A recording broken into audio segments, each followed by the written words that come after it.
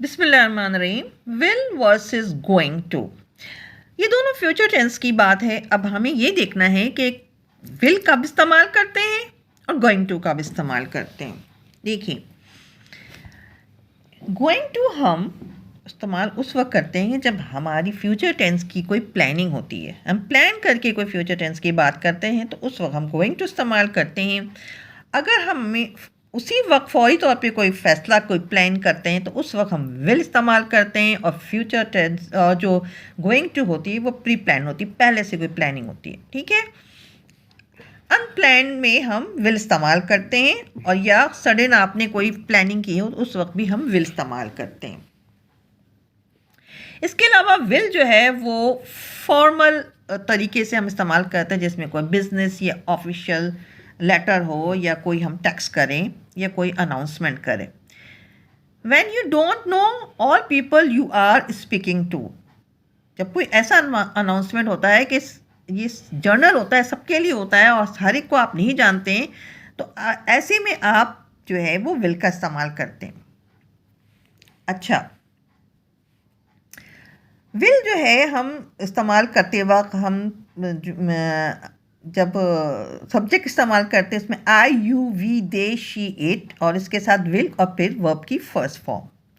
इसी तरह कॉन्ट्रैक्शन के साथ हम जब इसको इस्तेमाल करते हैं I am, you are, we are, he is, she is, it's, इसके साथ इस्तेमाल करते हैं हम गोइंग टू। अब देखते हैं कि हम ऐसे कौन से सेंटेंस हैं जहां हम विल का इस्तेमाल करें और ऐसे कौन से सेंटेंस हैं जहां हम गोइंग टू का इस्तेमाल करते हैं। जैसे सेंटेंस है I am going to teach you English at 12 o'clock।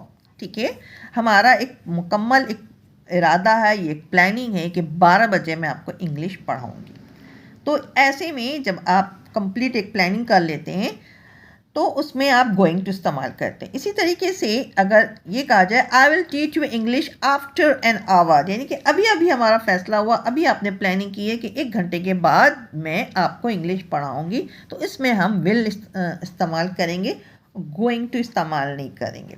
ठीक है, और ये जो है वो इनफॉर्मल है तो इसलिए हम इसमें भी कॉन्ट्रैक्शन यूज़ करते हैं। We are going to visit England next month. ठीक है, तो ये एक यकीनी बात है जिसको सर्टेन कंडीशन कहते हैं कि हमने एक प्लान कर लिया है कि नेक्स्ट मंथ में इंग्लैंड जाऊंगी। ठीक है, we are going to visit England next month, एक महीने का आपने चुनाव कर लिया है।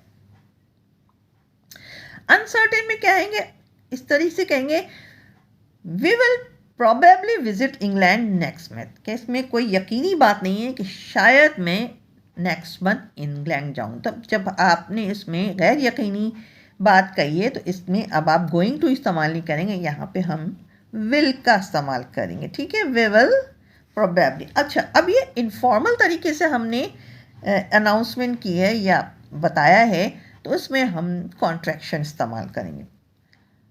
अच्छा, एक और सिचुएशन होती है जिसमें पॉसिबिलिटी होती है, I believe he will pass the test. ठीक है, इसमें एक पॉसिबिलिटी, तो उसमें भी हम सब्जेक्ट के बाद विल का इस्तेमाल करेंगे, हिल पास द टेस्ट। ये भी एक जो है इनफॉर्मल सिचुएशन है, इसलिए यहाँ भी कॉन्ट्रैक्शन इस्तेमाल किया। कभी कभी प्रिडिक्शन में, जैसे कि आप प्रिडिक्ट करते हैं कोई बात या दूसरे को ही करते हैं, तो उसमें आप दोनों सिचुएशन इस्तेमाल कर सकते हैं, विल भी और गोइंग टू भी। जैसे कि दे say they will win the match. ठीक है, और इसी सेंटेंस को हम ये भी कह सकते हैं, they say they are going to win the match. तो गोइंग टू भी और विल का भी इस्तेमाल कर सकते हैं क्योंकि ये एक प्रेडिक्शन है। अच्छा, अब हम इसको फिल करते हैं और उसमें बताते हैं कि यहाँ कहाँ गोइंग टू आएगा और कहाँ विल आएगा। I dash work on Friday, तो ये प्लानिंग है कि फ्राइडे को वर्क करेंगे, तो इसमें क्या आएगा, आई के साथ am going to work on Friday. Maybe dash work on Friday, इसमें कोई कंफर्मेशन नहीं है, और एक बताया कि शायद हो सकता है कि मैं फ्राइडे को काम करूं, तो ये अनसर्टेनिटी है, अनसर्टेन कंडीशन है जिसमें हम may be I'll work on Friday. He dash purchased this house. Okay. This house को वो परचेज करना चाह रहा है या करना जा रहा है, तो ये एक सर्टेन कंडीशन है, तो इसमें हम क्या लिखेंगे? He is going to purchase this house. Maybe he will, इसको हिल कर लेते हैं, हिल परचेज दिस हाउस. ठीक है, तो अब ये कंफर्म नहीं है, मे बी हो सकता है कि वो ये घर ले, तो ऐसी कंडीशन में हम विल का इस्तेमाल करेंगे. I dash celebrate my birthday on Sunday. Sunday का दिन मुकर्रर कर लिया, तो ये कंफर्म है, तो इसलिए हम यहाँ क्या कहेंगे? I am going to.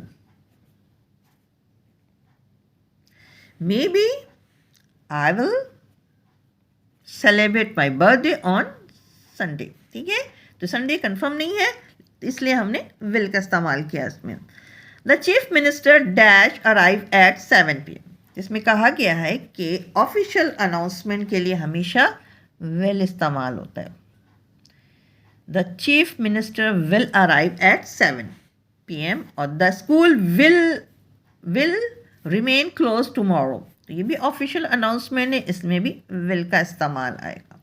तो विल को आपने समझ लिया होगा कि विल कहाँ इस्तेमाल होता है और गोइंग टू कहाँ इस्तेमाल होता है.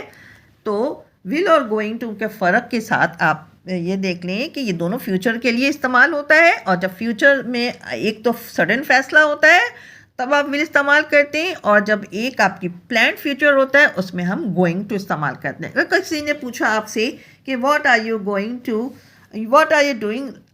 टुनाइट, तो यह कहेंगे I will going to cook food, then I will call my friends. ठीक है,